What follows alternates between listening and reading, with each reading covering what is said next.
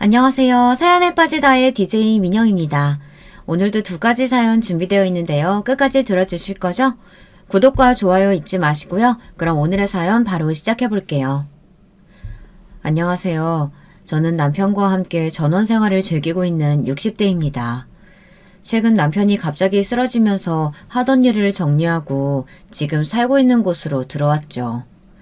다행스럽게 남편은 큰 후유증 없이 잘 회복을 했고 지금은 반려견 3마리와 반려묘 2마리까지 대식구들과 함께 여유롭게 지내고 있답니다.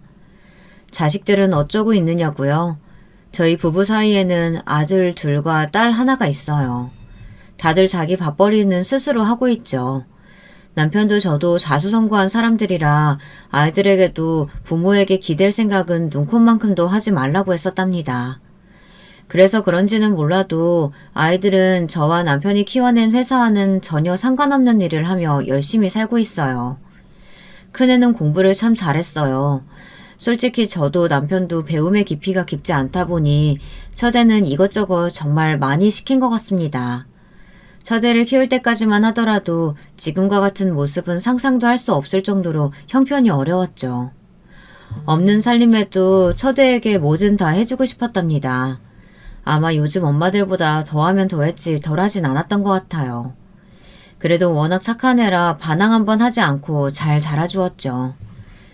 지금은 국제 변호사로 미국에서 외국인 며느리와 알콩달콩 잘 살고 있답니다.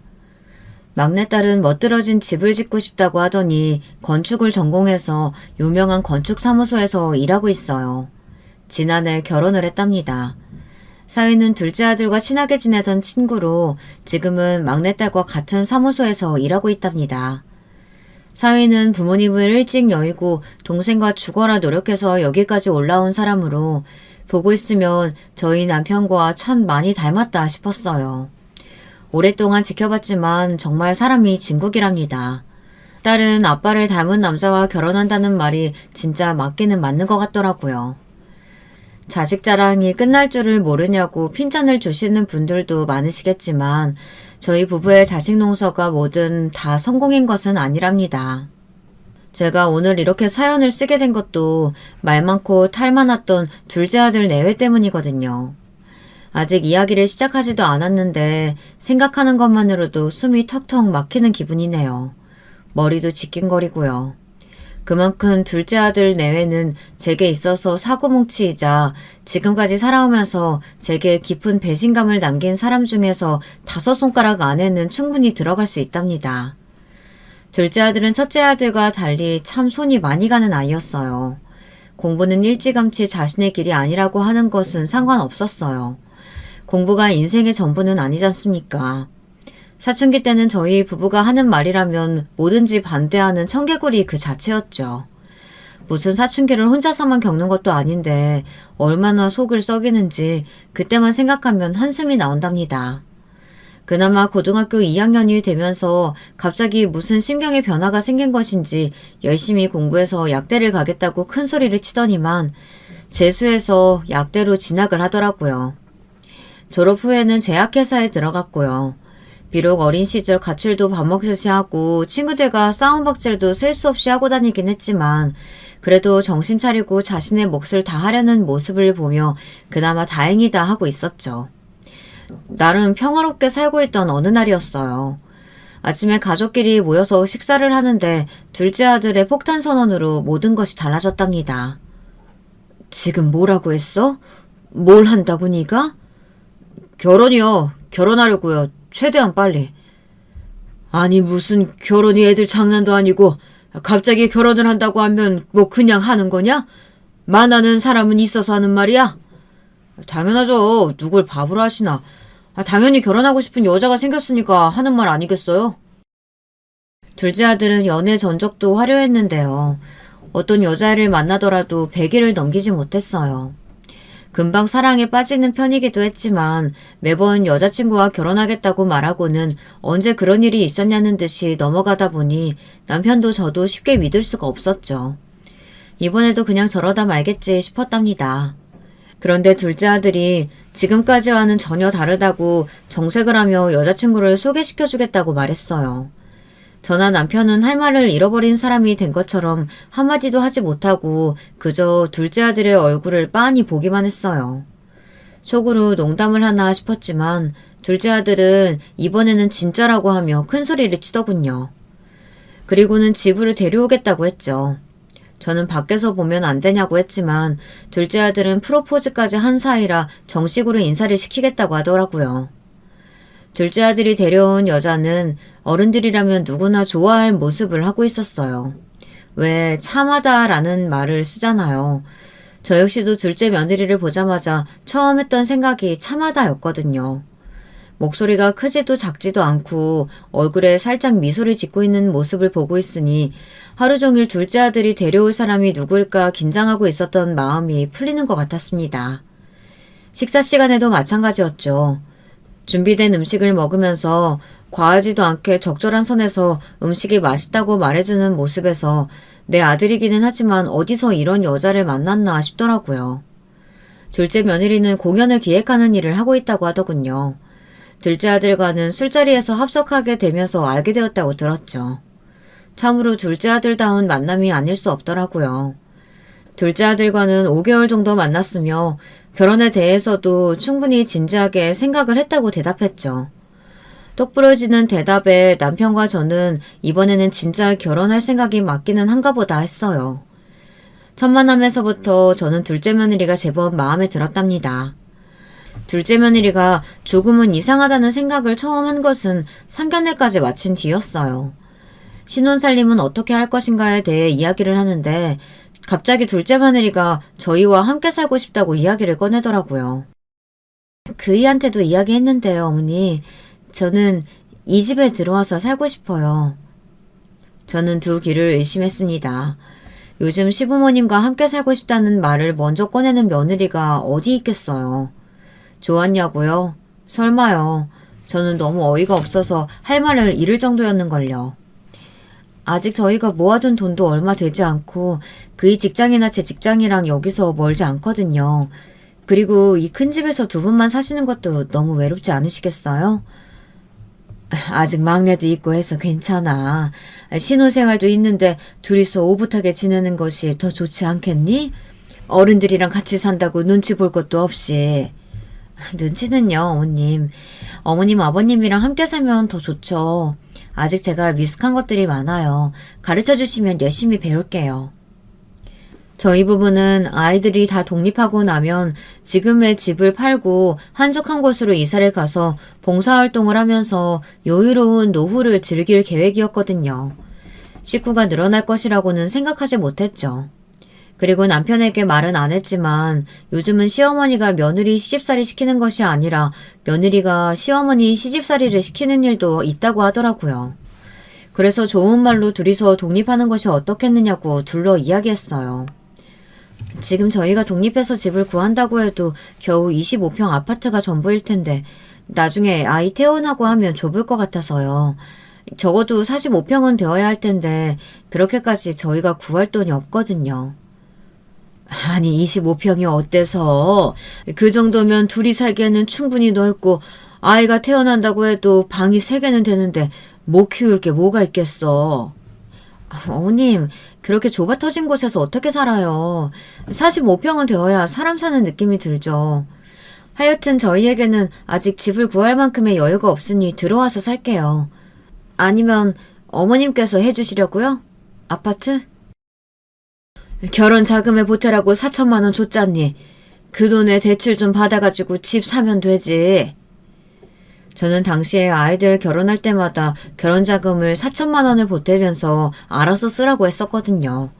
첫째도 그렇게 했고 막내도 마찬가지였답니다.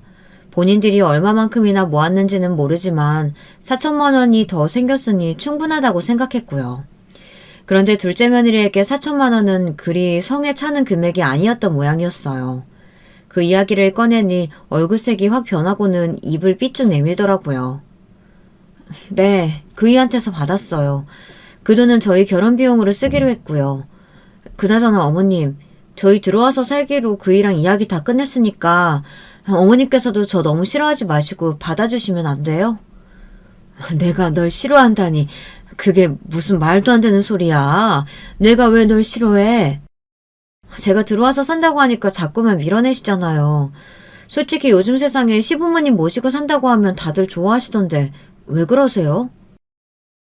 둘째 며느리는 너무 서운하다고 하며 며느리가 모시고 산다고 하면 좋아하시는 것이 정상 아니냐고 투덜거리기 시작했죠.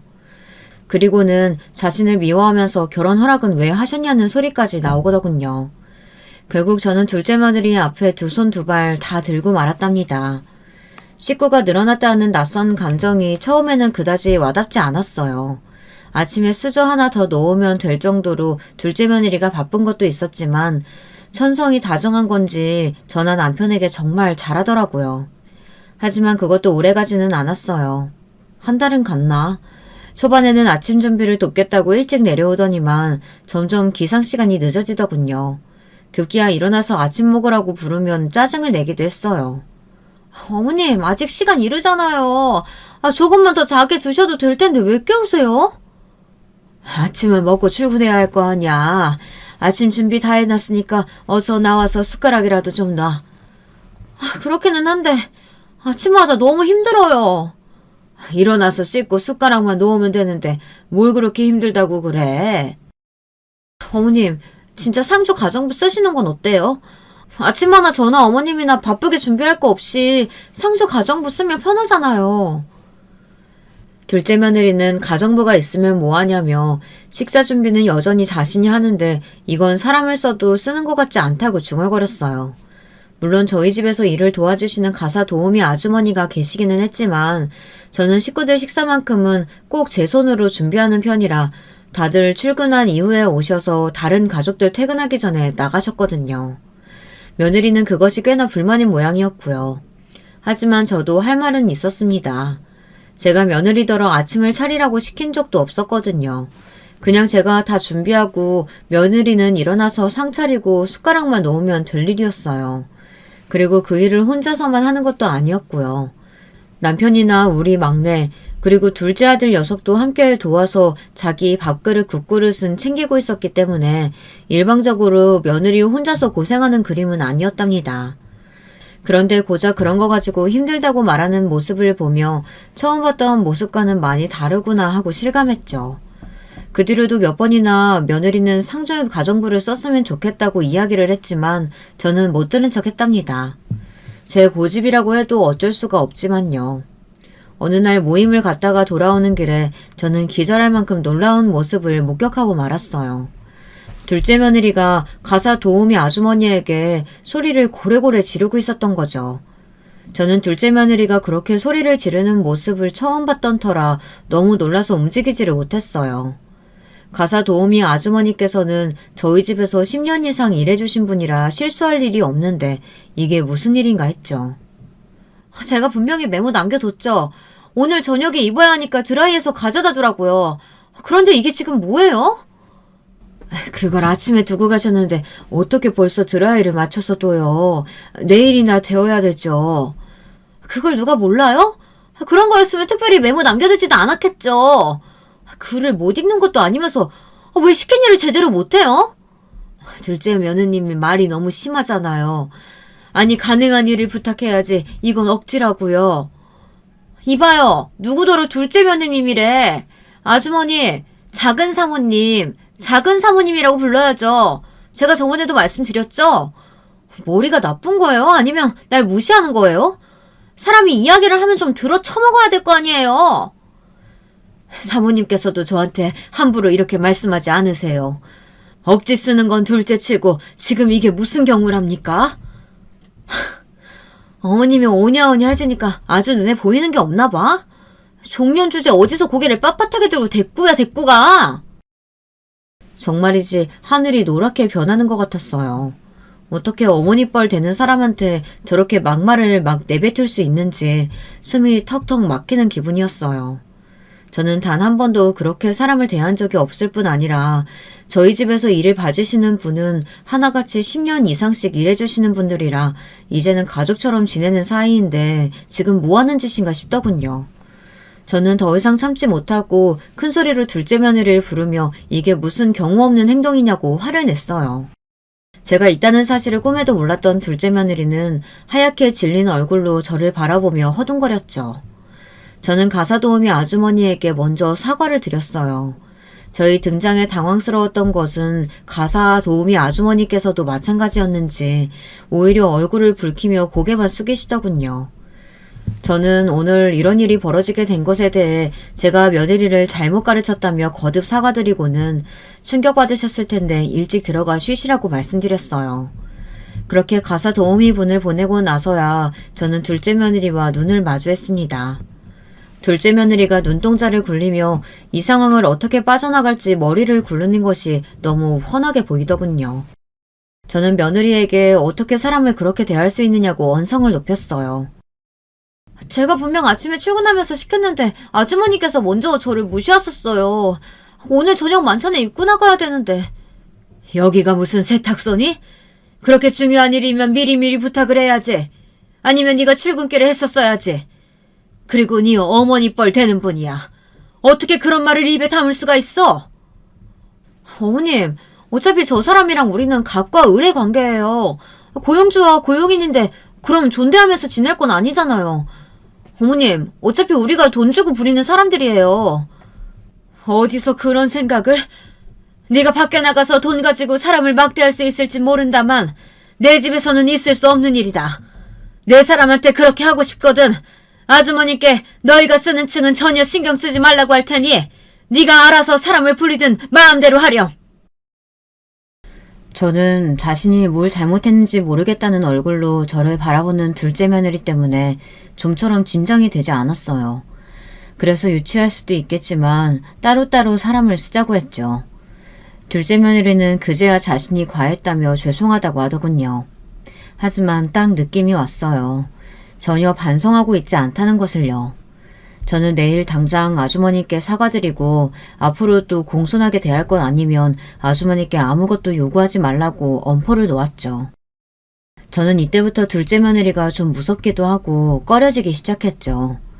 물론 다음날 둘째 며느리는 가사도우미 아주머니께 정중하게 사과를 하는 것으로 마무리가 되기는 했답니다. 한번 저에게 들킨 것이 기폭제가 된 것인지 아니면 둘째 며느리에게 이상한 면이 있다는 것을 알게 된 이유인지는 모르지만 둘째 며느리의 행동이 점점 더 눈에 들어왔어요. 한 번은 막내딸 결혼을 앞두고 예물을 보러 가기로 한 날이었어요. 저는 막내딸과 사위 둘이서 고르면 될 일을 가지고 뭘 나까지 부르느냐고 한 소리 하기는 했지만 내심 기분은 좋더라고요.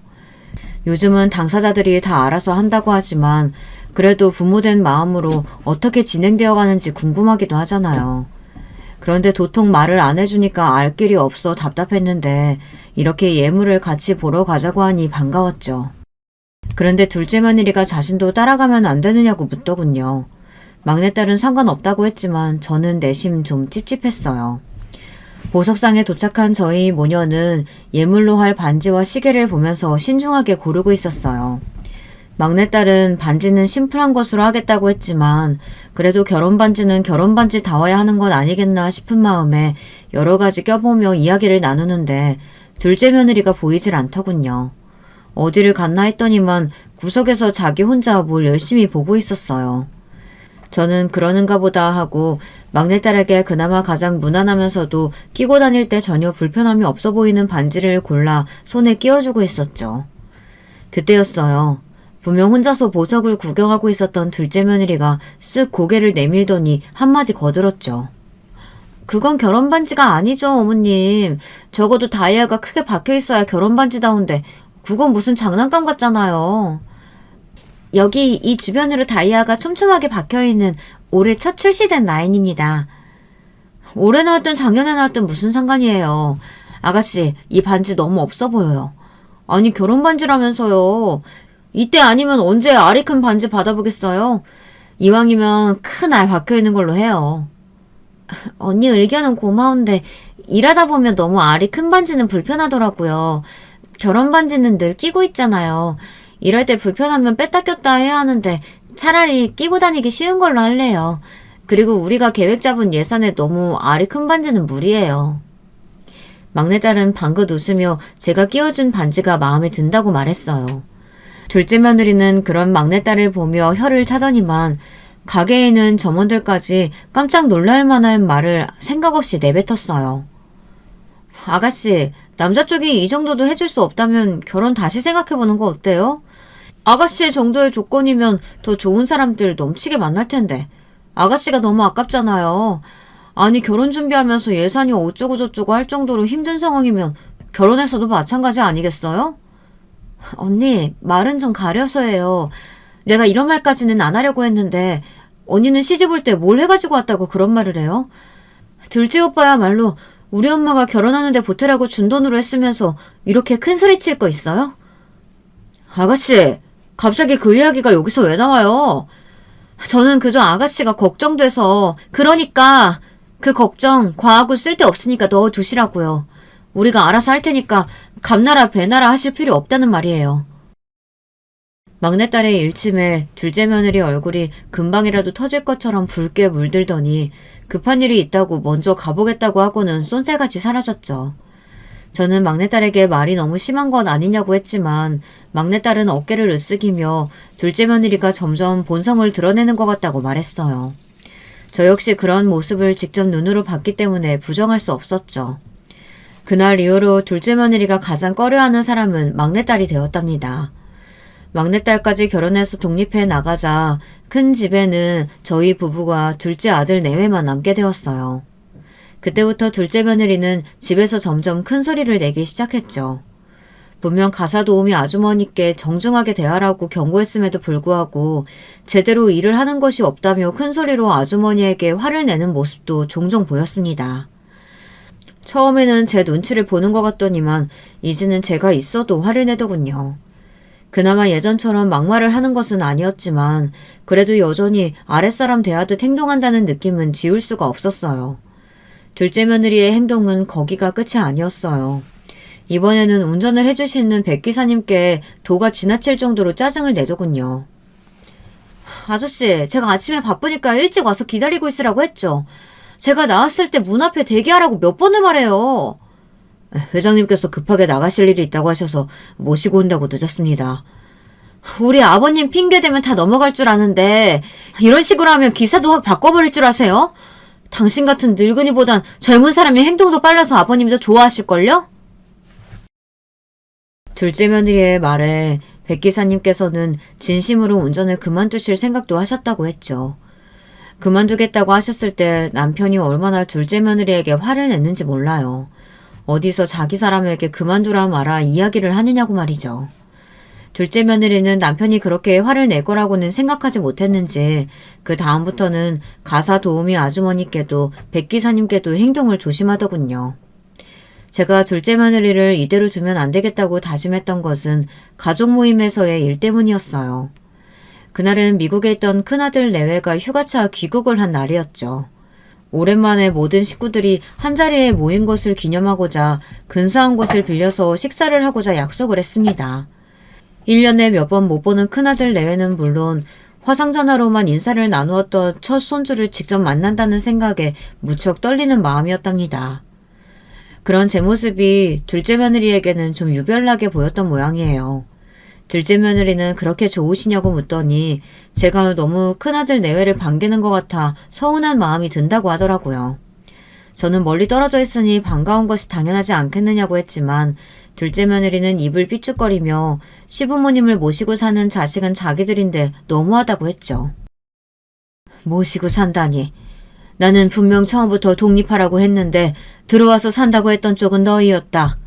내가 너희더러 밥을 하라고 했니? 집안일을 시키길 했니? 모시고 산다는 말이 어딨어? 아니, 말이 그렇다는 거죠, 어머님. 그냥 말 실수한 거 가지고 왜 그렇게 예민하게 화를 내세요? 형님이셨으면 이렇게 말씀 안 하셨을 거면서. 둘째야, 내가 너한테 뭘 어떻게 했다고 그러니? 첫째가 귀국한 이후부터 지금 내가 무슨 말만 하면 너희한테는 그렇게 안 해준다는 말을 입에 달고 있는 이유가 뭐니? 어머님이 너무 형님만 좋아하시는 것 같아서 그러죠. 둘째 며느리는 끝까지 섭섭하다는 말을 멈추지 않았어요. 그리고 그 행동은 가족끼리 모인 장소에서도 마찬가지였죠. 큰며느리가 미국 사람이라 저와는 대화가 잘 통하지 않을 줄 알았어요. 저도 영어를 열심히 공부하기는 했지만 그렇게 잘하는 편이 아니었거든요. 그런데 기특하게도 매번 볼 때마다 한국어가 늘어서 오더니만 이제는 능숙하게 구사할 정도였죠. 큰며느리는 그동안 미국에서 있었던 이야기들을 쏟아내며 가족 모임의 웃음 버튼이 기꺼이 되어주었답니다. 그렇게 식사를 마치고 디저트를 기다리다 잠시 화장실에 갔는데요. 거기서 저는 충격적인 대화를 듣고 말았어요. 바로 큰며느리와 둘째 며느리의 대화였죠. 형님은 영영 미국에서 안 돌아오시는 거죠? 아예 아주버님더러 이민을 오라고 하지 그러세요? 이민은 무슨, 우리 3년 정도만 더 있다가 한국으로 들어올 생각인데 아이 키우기가 한국이 더 좋을 것 같아서 말이야. 한국을요? 설마 형님 본가로 들어오실 건 아니죠? 거기까지는 아직 생각 안 해봤어. 그이와 이야기해봐야지. 그 집은 제 거예요. 신발을 생각 조금도 하지 마세요. 둘째 며느리의 말에 문고리를 잡은 제 손에는 힘이 들어갔어요. 자기 집이라니, 멀쩡히 저희 부부 명의로 되어 있는 집이 왜 둘째 며느리 것인지 도통 이해가 되지 않았죠. 하지만 저의 이런 궁금증은 금방 해결되었어요. 그 집이 어떻게 동서 거야? 어머님이랑 아버님 집이지. 동서 혹시 지금 본가에서 사는 이유가 그 집 때문은 아니겠지? 왜 아니겠어요. 그 집은 꼭 저희가 받을 테니까 형님은 꿈에서라도 상상하지 마세요. 제가 그 집에서 왜 버티고 있는데. 듣고 있으니까 말이 좀 이상하네. 아니 근데 아직 두 분 정정하신데 누가 받는다 누구 거다 그런 이야기를 왜 하는 건지 난 모르겠다. 난 빼줘. 그런 이야기에 조금도 관심 없으니까. 큰며느리가 어이없다는 말투로 둘째 며느리에게 한마디 했죠. 그러자 둘째 며느리가 코웃음을 치며 누구를 가르치려고 하느냐고 정색을 하고는 소리를 높였어요. 하지만 그런 모습에도 큰며느리는 한마디 대꾸도 하지 않았죠. 저는 당장이라도 문을 박차고 들어가 물려줄 재산은 조금도 없으니 바라지 말라고 호통을 치고 싶었지만 그렇게 해서는 성에 차지 않을 것 같았어요. 그렇게 기쁘게 시작한 가족 모임은 제게 최악의 기억으로 남았죠. 집으로 돌아온 저는 남편에게 막내도 결혼했으니 우리가 초반 계획했던 대로 외곽 지역으로 이사를 가자고 말했어요. 남편 역시 원하던 일이라 뛸 듯이 기뻐하며 땅을 받은 곳이 있다고 의욕적으로 제게 설명했어요. 저는 남편이 골라둔 몇 군데 중에 그나마 교통편이 편리한 곳을 정해 막내에게 말해 집을 짓기로 했답니다. 그리고 그 사실을 저녁 식사 시간에 둘째 아들 내외에게 말했고요. 예상했던 대로 둘째 며느리가 충격을 받은 얼굴로 묻더군요. 어머님, 아버님, 이 집을 팔기로 했다뇨. 저희한테 어쩜 상의 한 번도 없이 그런 결정을 하실 수가 있어요? 여기는 우리 부부 명의로 된 집인데 우리가 너희한테 왜 얘기를 해야 하니? 둘째야, 우리가 너희한테 허락을 받았어야 하는 문제니? 입버릇처럼 막내 시집 가면 외곽으로 간다고 하셨잖아요. 새삼스럽게 무슨. 당신도. 내가 말했잖아. 우리 부모님 우리 다 독립시키고 나면 두 분이서 오붓하게 전원생활 즐기고 싶어 하신다고. 아니 그건 하여튼 어머님 저희는 어쩌라고 그렇게 결정하세요.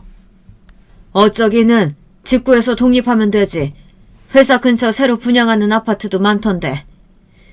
제 말에 둘째 며느리는 미치고 환장해서 팔짝 뛰겠다는 표정으로 저를 바라보며 자신들이 돈이 어디 있어서 아파트를 얻을 수 있겠냐고 대답했어요. 잔뜩 불쌍한 표정을 짓는 둘째 며느리의 모습을 보고 있자니 처음 저 연기에 속았던 지난날이 떠오르더라고요. 저는 최대한 아무렇지 않은 듯이 웃으며 대답했죠. 지금까지 번 돈은 다 어떻게 하고? 너희 결혼해서 지금까지 이 집 살면서 한 번도 생활비 낸 적도 없잖니. 나도 달란 말 안 했고. 그건 너희가 돈 모아서 좋은 집으로 독립하길 바라는 마음으로 그랬던 거야. 생활비? 당신 엄마한테 매달 100만 원씩 준다고 하지 않았어? 둘째 아들이 영문을 모르겠다는 표정으로 말했어요. 저는 순간 그동안 둘째 며느리가 둘째 아들에게는 거짓말을 하고는 생활비를 따로 챙겼다는 것을 알 수 있었죠. 둘째 며느리는 손사래를 치며 무슨 소리를 하는 거냐고 말했지만 둘째 아들은 정색을 하고는 지금까지 그 돈만 모았어도 몇 천만 원은 될 텐데 그럼 그 돈은 다 어디 갔느냐고 따져 물었죠. 둘째 며느리는 나중에 따로 이야기를 하자고 눈짓을 했지만 둘째 아들은 꿈쩍도 하지 않았답니다. 저는 그런 두 사람의 대화를 지켜보다가 딱 잘라 말했어요. 어떻게 되었든지 그건 궁금하지 않다. 너희도 빨리 좋은 집 구해서 나가 살아. 너희 나가는 대로 우리도 정리할 테니까. 어머님, 진짜 너무하세요. 지금까지 저희가 어머님 아버님이랑 함께 살았는데 하루아침에 내쫓으시는 법이 어디 있어요. 둘째야, 우리가 언제 쫓아냈다고 그러니? 당장 나가라는 말이 아니라 한두 달 사이에 정리하라는 말이지. 그리고 다시 말하지만 여기는 너희 시아버지랑 내 명의로 된 집이야. 이 집을 어떻게 할지는 우리가 결정하는 거란다. 둘째 며느리는 입을 뻥긋거리며 무언가를 말하려다가 금방 포기하고는 식사도 마치지 않고 위로 올라가 버렸어요. 둘째 아들은 그런 둘째 며느리의 마음은 알기나 하는지 전혀 신경 쓰이지 않는다는 얼굴로 새로 살 집은 정하셨느냐고 묻더군요. 하지만 하늘은 제 편이 아니었나 보더라고요. 그렇게 둘째 내외를 독립시킬 계획을 착착 진행하고 있는데 갑자기 생각지도 못한 일이 터져버렸답니다. 바로 둘째 며느리가 임신을 했다고 하더라고요. 임신이라니? 병원에서는 뭐라고 했어? 아직 초반이라 신경을 써야 한다고요. 임신일 줄은 몰랐는데 저도 깜짝 놀랐어요. 축하한다. 임신이라니 경사구나. 내가 아빠가 된다니. 진짜 내가 아빠가... 둘째 아들은 잔뜩 벅찬 얼굴로 아빠가 된다는 사실만으로도 무척이나 행복한 얼굴을 하고 있었죠. 둘째 며느리는 임신 초기에 안정이 필요하다며 회사를 휴직하기로 했다고 하더군요. 이 상황에서 도저히 독립 이야기를 꺼낼 수가 없었어요. 독립 문제는 물 건너간 것이나 다름없었죠. 그리고 문제의 그 일이 터지고 말았답니다. 남편은 평소 건강관리를 위해서 운동을 꾸준히 하는 편이었어요. 그날도 오전에 배드민턴을 치고 돌아오는 길이었죠. 집으로 돌아오던 길에 남편이 심장을 부여잡고 쓰러지는 사건이 벌어졌어요. 함께 있던 백 기사님 말에 의하면 차에 탈 때만 하더라도 전혀 문제가 없었다고 해요. 그런데 돌아오는 도중에 갑자기 벌어진 일이라고 했죠. 그 길로 신호고 뭐고 다 무시하고 병원으로 달려가 주신 덕에 늦지 않게 수술실에 들어갈 수 있었다고 했지만 남편은 좀처럼 정신을 되찾지 못했어요. 저는 남편이 쓰러졌다는 소식에 머릿속이 하얗게 변하며 아무 소리도 들리지 않았어요. 사람에게 어떤 일이 벌어질지 모르는 것이 인생이죠. 그것을 예측할 수 없기 때문에 인생이 재미있다고들 이야기하지만 이런 일이 막상 닥치고 보니 어떻게 행동해야 할지 갈피를 잡을 수가 없었어요. 벌벌 떨면서 병원으로 간 저는 남편이 응급수술에 들어갔다는 것을 알게 되었고 다행스럽게도 수술이 성공적으로 끝났다는 소식을 들을 수 있었답니다. 하지만 수술 결과와는 별도로 남편은 좀처럼 의식을 회복하지 못했어요. 병원에서도 의식이 돌아오지 않는다는 것에 할 수 있는 것은 다 했다며 기다려보자고만 했고요. 그렇게 시간만 자꾸 흘러가던 중이었습니다. 그날도 저는 병원에서 남편의 의식이 돌아오길 바라며 VIP 병동을 지키고 있었어요. 대부분의 시간을 병원에서만 보내던 저는 간만에 집에 다녀오기로 했죠. 남편이 좋아하는 책을 읽어주면 혹시나 의식이 빨리 돌아올까 싶은 생각이 들었거든요. 한숨을 내쉬며 집으로 들어가려는데 거실에서 둘째 며느리의 소리가 들려오더군요. 누구랑 통화를 하는지 아주 큰 목소리로 까르르 웃어가며 난리도 아니었죠. 솔직히 시아버지가 저렇게 병원에 누워있는데 뭐가 즐겁냐고 따져 물어보고 싶었어요. 물론 둘째 며느리의 잘못도 아닌데 그런 생각을 한다는 것이 억지라는 것을 잘 알고 있었지만 당시에 저는 몸도 마음도 이미 지친 상태라 잔뜩 삐뚤어진 상태였죠. 한마디 하려던 그때 저는 너무나도 충격적인 대화에 몸을 부르르 떨 수밖에 없었습니다. 아버님? 그 영감탱이 아직 병원이지. 응, 아직이야. 응, 이대로 의식 안 돌아왔으면 좋겠어. 아, 엄마, 알아. 당연히 다른 사람들 앞에서는 입도 뻥끗 못하지. 응. 저는 온몸에 소름이 돋았어요. 아니 어떻게 저런 밝은 목소리로 시아버지가 깨어나질 않았으면 좋겠다는 소리를 할 수 있는지 믿기지가 않았죠. 하지만 이것이 끝이 아니더군요. 자그마치 재산이 200억이야, 엄마. 이 노친네가 가진 돈이 200억이라고. 아싸, 드디어 이 노친네 죽는다. 엄마 생각해봐. 그 영감탱이 죽으면 그 많은 재산이 다 어디로 가겠어? 당연히 재산은 어머니한테 가겠지. 엄마, 네 이야기 좀 들어보라니까? 다 생각이 있어. 그럼. 저는 당장이라도 뛰어들어가 둘째 며느리의 머리채를 휘어잡고 다 뜯어놓고 싶은 심정이었어요. 제가 비틀거리자 함께 들어왔던 백 기사님께서도 침통한 얼굴로 저를 부축하며 입술을 꾹 깨물고 계셨죠. 저는 점점 가빠오는 숨을 깊게 들여마셨다 내뱉으며 진정하려고 노력했어요. 하지만 좀처럼 마음대로 되지 않았죠. 그 와중에도 둘째 며느리의 통화는 계속되었어요.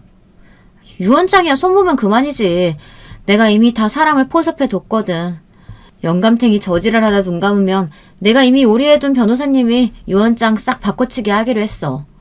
아직 가짜 유언장이 완성되지 않아서 좀 기다려야 돼. 당장 죽을 것도 아닌데 뭐. 그리고 당장 죽는다고 해도 장례 절차가 있잖아 엄마. 그 절차 끝날 때까지는 시간 있으니까 그 사이에 해결 봐야지 뭐. 내가 말했지? 나만 믿으면 된다고? 이제 이 큰 집도 내 집이 된다고 생각하니까 너무 좋다. 이 맛에 그 인간이랑 결혼했지. 이혼? 당연하지. 내가 재산만 딱 챙기고 나면 그 인간이랑은 끝이야. 이미 내가 그 인간 쫓아낼 그림까지 다 그려뒀다는 거 아니야. 걱정 마. 엄마도 이제 이런 큰 집에서 사모님 소리 듣게 해줄 테니까. 저는 더 이상의 대화는 듣고 있을 수가 없었어요. 물론 이미 다리가 풀려져서 한 걸음 내딛는 것도 힘들었지만 백 기사님의 부축을 받으며 병원으로 돌아왔죠.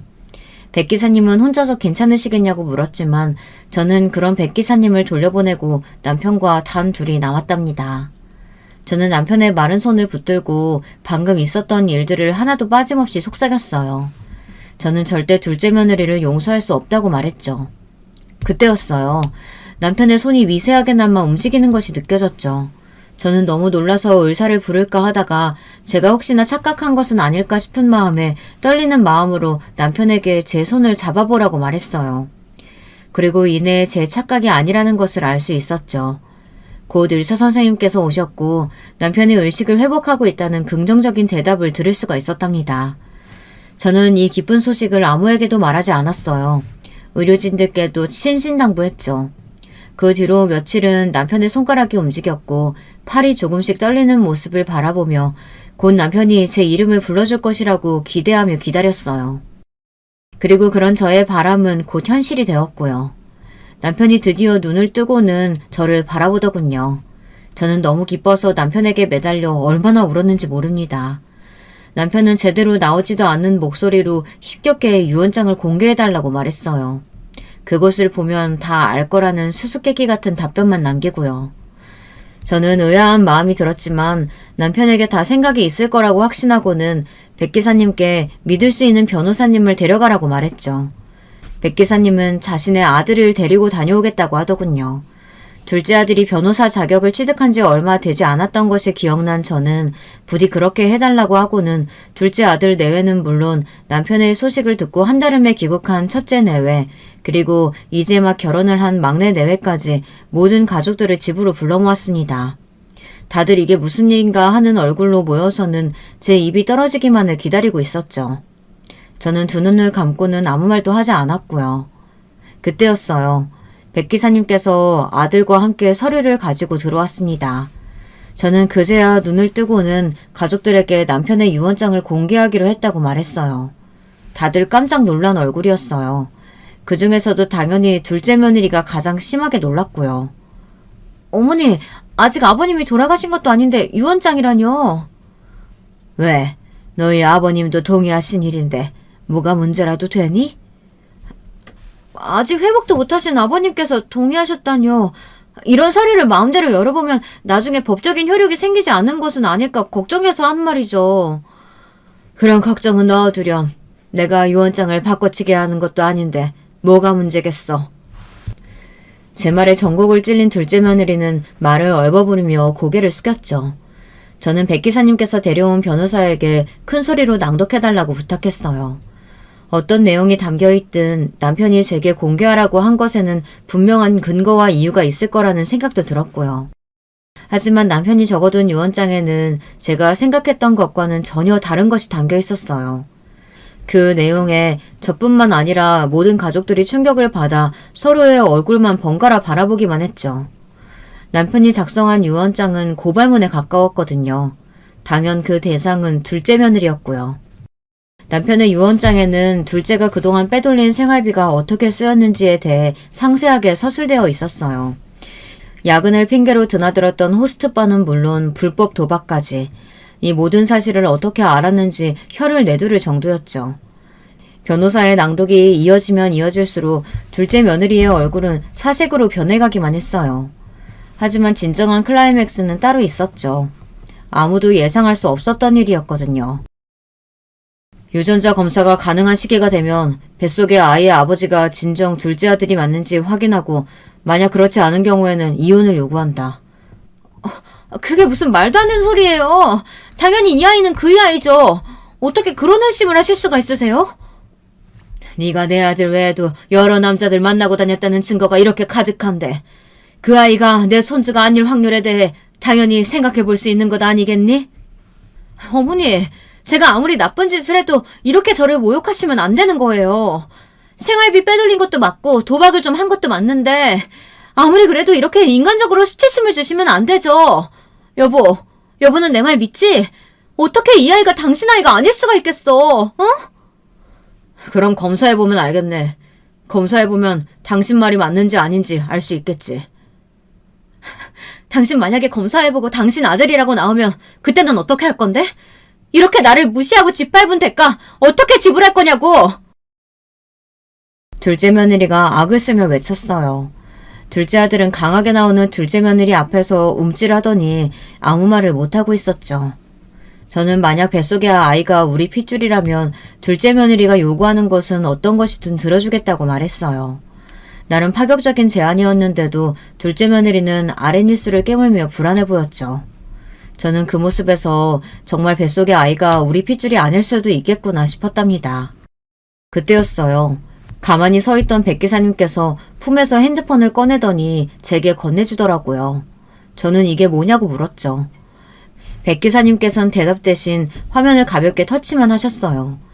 그리고 곧 핸드폰에서는 모인 사람들이 다들 얼어버릴 정도의 놀라운 사실이 둘째 며느리 목소리로 나오고 있었죠. 충격적인 이야기를 들었던 그날의 대화였어요. 깔깔거리며 말하는 둘째 며느리의 목소리에 잔뜩 굳은 얼굴로 다른 가족들이 둘째 며느리를 노려보기 시작했어요. 이런 것이 있을 것이라 상상하지 못했던 둘째 며느리가 몸을 날려 핸드폰을 회수하려고 했지만 어림도 없었죠. 그때였어요. 저도 듣질 못했던 이야기들이 술술 나오고 있더라고요. 아이는 뭐 어째, 키워야지. 엄마, 아니거든. 아이가 무슨 혹이야. 아이야말로 진정한 사랑의 결실인걸. 엄마 설마 아이가 이 집구석 핏줄이라고 생각하는 건 아니겠지? 설마. 그럴 리가 있겠어. 당연히 아니지. 아이는 내가 진짜 사랑하는 그 사람과 나 사이의 아이거든. 엄마가 반대만 안 했어도 나는 그 사람이랑 아니다.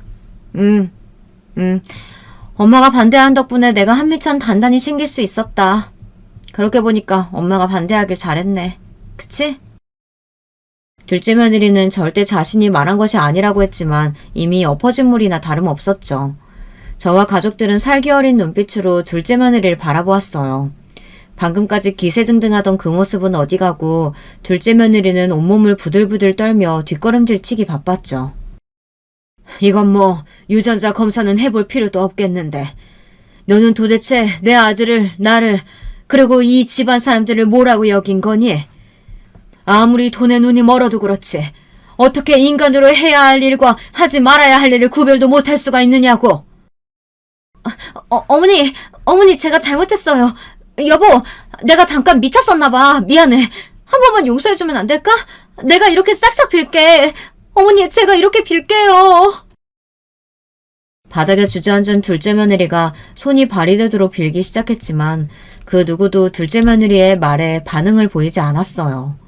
오히려 둘째 며느리가 뻗은 손에 닿을까 몸을 비틀기까지 했죠. 둘째 며느리는 뿌리치는 둘째 아들의 바짓단을 붙들고는 한 번만 용서해달라고 울면서 빌었지만 둘째 아들의 얼굴에는 아무런 감정도 보이질 않았어요. 저는 그런 둘째 아들의 모습에 마음이 아팠습니다. 어쩌다 이런 인간을 만나 받지 않아도 될 상처까지 받았을까.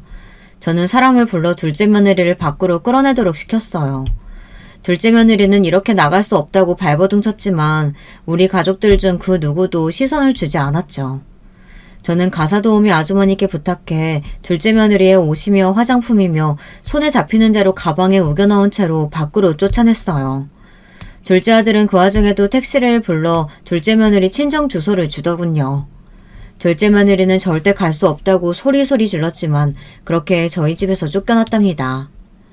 둘째 아들 내외 사이에 남은 것은 이혼 소송장이 전부였어요. 합의 이혼을 생각했는데 둘째 며느리가 죽어도 이혼할 수 없다고 버티는 바람에 결국에는 소송으로 넘어갔죠. 남편이 유언장에 남겨둔 증거들이 도움이 되어 이혼에는 큰 무리 없이 정리가 될 것 같다고 하더군요. 깨어난 남편에게 어떻게 이 모든 사실들을 알았냐고 물었더니 남편은 우연한 기회에 호텔에서 남자와 나오는 둘째 며느리의 모습을 봤고 그 이후로 둘째 며느리에 대해 조사를 했다고 했어요.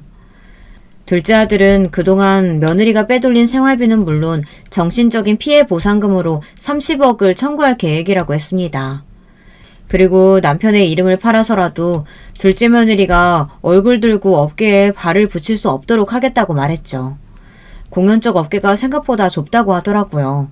저 역시 인맥을 총동원하여 둘째 며느리가 두 번 다시 자신이 하던 일을 할 수 없도록 몇 가지 손을 써두었죠. 둘째 며느리는 위자료 이야기에 거품을 물고 난리를 쳤다고 해요. 자신이 피해를 준 건 얼마 되지도 않는데 돈독이 오른 우리 가족들이 자신을 말려 죽일 생각이라고 집 앞은 물론 둘째 아들의 회사까지 찾아가 소란을 일으켰다고 했죠. 사연을 듣고 계시는 분들 생각은 어떠신가요? 둘째 아들의 결정이 너무 과한가요? 고작 불륜에 다른 남자의 아이를 가졌을 뿐인데 과한 위자료라고 생각되시나요? 아니면 더 했어야 한다고 생각하시나요? 여러분들의 생각을 댓글로 남겨주세요. 저의 사연을 마지막까지 들어주셔서 정말 감사합니다. 여러분, 두 번째 사연 시작하기 전에 좋아요, 구독 꼭 눌러주실 거죠? 그럼 두 번째 사연 바로 시작합니다. 농업은 인류의 기원과 그 시작을 같이 하며 인류의 찬란한 문명의 기반에는 항상 이 농업이 함께했습니다. 농업은 과거로부터 앞으로의 미래까지 인류와 영원히 뗄래야 뗄 수 없는 국가와 인류의 강력한 경쟁력이 될 것입니다. 산업화를 넘어서 초고도 문명에 가까운 최첨단 기술이 하루가 다르게 발전하고 있는 이 지금에도 이 농업이 없다면 그러한 인류 문명의 초고도 발전은 아예 존재할 수가 없었겠지요. 갑자기 시작부터 뜬금없이 왜 이렇게 농업에 대해 찬양을 늘어놓느냐고요? 저는 오늘 평생을 열심히 농사만 지어서 남동생들 다 기르고 딸 자식 대학도 보내고 시집도 보낸 착하고 순수한 시골 아줌마인 우리 친정엄마 얘기를 하려고 합니다. 평생을 남부끄럽지 않게 살아오셨고 누구보다 성실하게 일하셨던 우리 엄마가 시골에서 농사를 짓고 살아왔다는 이유만으로 시댁에 무시를 당한 일화가 있어서 그 얘기를 들려드리려고 해요. 저도 그 사실이 너무나 언짢고 불쾌해서 시작부터 농업에 대한 찬양을 마구 늘어놓은 것입니다. 세상 착하고 부지런한 시골 농부인 우리 엄마를 변호하려고요. 무슨 얘기인지 여러분도 궁금하신가요? 그럼 지금부터 얘기 시작할게요. 엄마는 한반도 남쪽 땅에 끝없는 평야가 펼쳐진 어느 시골 마을에서 대대로 분홍이었던 집안에서 태어나셨어요. 엄마의 할아버지 때까지만 해도 그 지역 논밭은 다 엄마네 집 소유였대요. 그런데 그런 증조할아버지가 돌아가시고 나서는 게을렀던 할아버지, 그러니까 엄마의 아버지가 평생을 놀고 먹으면서 대대로 쌓아오고 가까웠던 재산을 탕진하면서 사셨대요. 농사라고는 손에 대본 적도 없고 돈이 필요하면 뒷산 논밭 몇만 평 팔고 또 그 돈이 다 떨어지면 키우던 소 몇백 마리 팔고 그런 식으로 평생을 한량으로 사신 거죠. 엄마는 아주 어릴 적까지만 해도 증조할아버지가 남겨놓으신 재산이 좀 있어서 꽤 부유하게 살았던 기억이 있대요. 하지만 증조할아버지는 어느새 연로하셔서 돌아가시고 철이들 무렵에는 이미 할아버지가 재산을 다 탕진하고 몇 마지기 땅만 남겨놓은 채로 그것으로 농사를 지어서 근근히 생활을 해야 했다고 해요. 장녀였던 엄마는 학업을 포기하고 열심히 농사일을 도와서 남동생들을 서울로 대학도 보내고 장가도 보내고 했답니다. 자신이 입을 것 먹을 것 아껴가며 열심히 땡볕에서 일해서 동생들을 위해 희생한 거죠. 엄마는 실질적인 가장이었어요. 한량이었던 할아버지와 몸이 약한 할머니 사이에서 동생들을 먹여 살릴 생산력이 있는 사람은 엄마밖에 없었대요. 지금도 삼촌들은 엄마의 말이라면 껌뻑 죽습니다. 삼촌들에게는 거의 엄마나 다름없는 존재니까요. 엄마는 여자임에도 힘도 좋고 농사 수완도 좋아서 마을에서도 유명했대요. 몇마지기 남짓 물려받은 땅을 잘 불려서 제가 꼬꼬마 어린 시절 즈음 됐을 때는 할아버지가 팔아먹었던 땅을 어느 정도는 되찾았어요. 그렇게 생산력이 좋았던 엄마는 도청에 초대받아서 우수 농업인 표창 같은 상을 탄 적도 있어요. 해마다 농번기가 되면 일꾼 아저씨들을 진두지휘하는 모습이 영락없는 여장부였죠. 그렇게 든든한 엄마와 마을 학교 선생님이었던 아버지 아래에서 저와 오빠들은 무난하게 어린 시절을 보냈고 저는 고등학교를 졸업하자마자 상경을 해서 대학생이 됐습니다. 남편과는 대학 CC로 만나게 됐어요. 그때 당시 군대에서 복학한 지 얼마 되지 않았던 남편은 순진한 시골 처녀였던 제 모습이 마음에 들었는지 저를 매일 졸졸 쫓아다녔어요. 맨날 서울의 화려한 아가씨들만 만나다가 시골 느낌 다분하고 억양이 짙은 사투리를 쓰는 제 모습이 그간의 여자들과는 많이 색달라서 매력을 느꼈대요. 그때까지 연애라고 해본 적은 없던 저는 순진한 시골 처녀였던 우리 엄마를 졸졸 쫓아다니던 아빠의 얘기가 생각나서 호기심에 한번 만나나 볼까 하고 연애를 시작했습니다. 남편은 남부럽지 않게 자란 서울 깍쟁이 느낌의 전형적인 부잣집 외아들이었어요. 남편 부모님은 청담동에서 고급 한우 식당을 운영하시는데 처음에 저를 꼬실 때 계속 고기 먹으러 가자, 고기 사줄게 했던 게 바로 그 이유 때문이었어요. 나중에 그 가게가 남편의 부모님이 운영하시는 곳인 걸 알고는 부담스러워서 결혼 전까진 한 번도 가지 않았어요. 그렇게 연애 기간이 길어지고 제가 졸업을 하게 되었을 무렵 남편은 결혼이 하고 싶다고 했어요. 자기가 평생 고기 반찬만 먹여줄 테니까 믿고 따라오라면서요. 하지만 저는 그때쯤 학교 선배가 차린 스타트업에 입사 제의를 받은 상황이라 고민이 많이 됐어요. 여러분도 아시겠지만 스타트업이라는 것은 3년 이내 망하는 경우가 다반사고 그만큼 초기에 많은 에너지를 쏟아부어야 반석 위에 올릴 수 있기 때문에 이제 막 입사 제의를 받은 제가 결혼까지 선택하는 것은 부담이 되는 상황이었어요. 게다가 제 하던 일은 제가 해보고 싶은 일이었거든요. 게다가 대표였던 선배가 저에게 높은 직급과 함께 일정량의 스톡 옵션까지 보장해준다고 했어요. 초기 연봉을 만질 수 없는 대신에 이러한 혜택으로 대신해주겠다면서요. 만약 이 회사가 차후에 크게 성장을 한다면 제게도 커다란 메리트가 있는 제안이었어요. 오랜 고민 끝에 저는 입사를 결정하고 그때 당시 남자친구였던 남편에게 말했어요. 오빠, 나 지금은 내 꿈을 위해 조금 더 시간을 쓰고 싶어. 그러니까 우리 결혼 얘기는 당분간 좀 미루자. 미정아, 오빠가 결혼하고 나서도 너 일하는데 아무런 지장 없게 할게. 그러니 아무 걱정하지 말고 결혼하고 나서도 일에만 집중해. 그리고 우리 아직 어리니까 아기는 나중에 가져도 되고. 그렇지만 막상 결혼하고 난 뒤의 현실은 많이 다를 것 같아서 그래. 우리 동아리 선배 미경 언니도 그렇게 하고 싶은 일이 있었는데 결혼하고 나니까 일에 집중도 거의 못하고 아기도 안 낳기로 했었는데 어느새 애가 들어서서 지금은 그냥 주부로 살고 있잖아. 사실 부모님이 얼른 결혼하라고 성하셔. 너도 알다시피 내가 늦둥이의 외아들이잖아. 얼른 손주 보고 싶다고, 그리고 네 얼굴도 한번 보고 싶다고 매일매일 얘기하셔. 그리고 무엇보다 나도 너랑 결혼이 하고 싶고. 알겠어, 오빠. 그럼 1년만 나한테 시간을 줘. 이 회사 들어가서 적응 좀 되면 그때 본격적으로 준비하자. 그래, 그럼 1년이다. 약속! 그렇게 1년 동안 저는 새로 입사한 선배의 스타트업에서 적응하는 시간을 가졌고 남편은 가업을 물려받기 위해 본격적으로 시부모님의 가게에서 장사 실무를 배우게 됐습니다. 그동안 제가 다니던 회사가 꽤 비전이 있었던 모양인지 빠르게 자리를 잡아갔고 약속했던 1년보다 좀 더 빨리 남편의 부모님을 뵙게 됐습니다. 그래요, 반가워요. 진혁이 애미 되는 사람입니다. 우리 진혁이가 허구한 날 여자 바꿔 만나다가 이제야 짝을 찾았다고 결혼하고 싶다고 난리도 아니었는데 또 그걸 여자 쪽에서 1년을 기다려달라고 했다고 얘가 아주 속이 새까맣게 타들어갔잖아요. 그래서 얼마나 훌륭한 처자인지 내가 늘 궁금했어요. 그래, 회사 다니고 있다고? 아이, 엄마. 내가 또 언제 허구한 날 여자를 받고 만났다 그래. 그리고 다 지난 일이야. 나한텐 미정이밖에 없다고. 우리 미정이 능력도 좋아서 벌써 회사에서 임원이야, 임원. 아무리 스타트업이지만 임원 아무나 다는 줄 알아? 에이그, 이 쓸개 빠진 놈아. 엄마랑 얘기 중이니까 넌 좀 빠져 있어봐. 네, 어머님. 오빠랑은 대학 시절 만나서 지금까지 잘 연애했고, 저는 졸업하자마자 선배 회사에 취직해서 지금 잘 다니고 있어요. 제가 꼭 해보고 싶었던 일이어서 오빠한테 시간을 좀 달라고 했는데, 그게 혹시 어머님, 아버님께도 민폐가 되진 않았는지 송구스럽네요.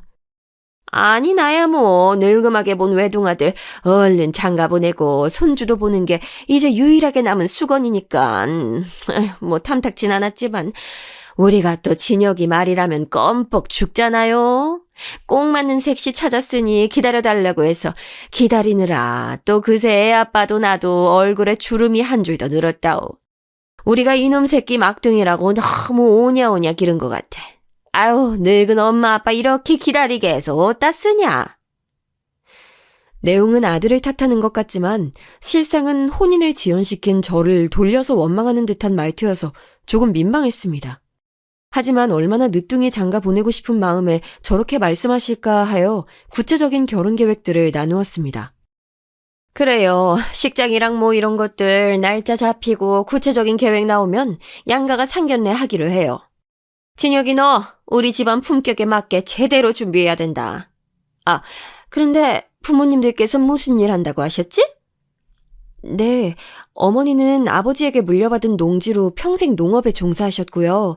아버지는 학교 선생님으로 오래 일하시다가 어머니 일이 점점 고되다고 하셔서 몇 년 전에 은퇴하시고 같이 어머니 농사일 도우면서 지내고 계세요. 농사요? 농사라고 했어요? 뭐, 얘 진혁아, 너 알고 있었어? 당연하지, 엄마. 농사가 뭐 어때서? 내가 미정이 만날 수 있었던 것도 장모님이 농사 열심히 지어서 미정이 서울로 유학 보내서 가능했던 건데. 아니, 뭐 어떻다기보다 청담동이랑 농사는 조금 어색하지 않니? 저는 저 들으라는 듯 노골적으로 자신의 집안은 청담동 출신이라는 것을 어필하고 은근슬쩍 농업에 종사하는 저희 집을 깎아내리는 뉘앙스가 거슬렸습니다. 제가 언짢아 하는 기색을 남편이 눈치챘는지 얼른 제지하며 나섰습니다. 아이, 엄마. 청담동이 언제부터 청담동이야. 여기도 옛날에 다 논밭이었어. 암튼 나 미정이랑 결혼 안 시켜주면 집 나갈 거니까 마음대로 해. 어이구, 너 때문에 내가 늙는다 늙어. 아무튼 자세한 건 상견례 때 다시 얘기하기로 해요.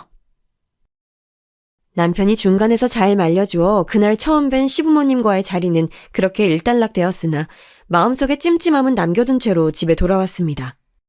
그래도 시댁 갈등에서 제일 중요한 것은 남편의 역할이라고 하던데 시부모님이 남편을 오냐오냐 키워서인지 적어도 결혼 생활 중에 남편이 휘둘리는 일은 없을 것 같아서 그것을 위안 삼았습니다.